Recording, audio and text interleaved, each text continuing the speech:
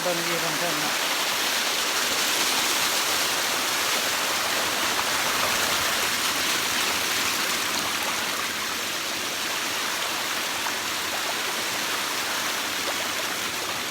น้ำใส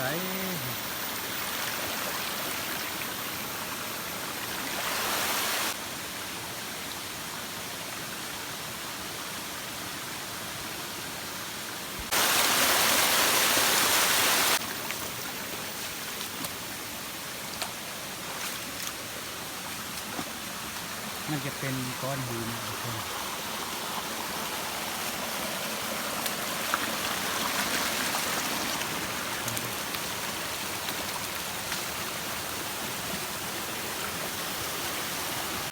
นี่เนาะ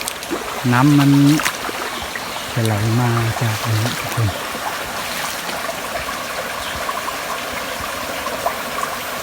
มันจะไหลมาจากนี้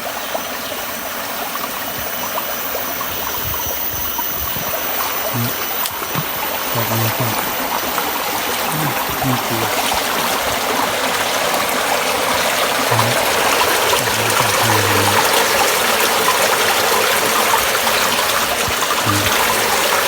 น้ำมันก็มันจะ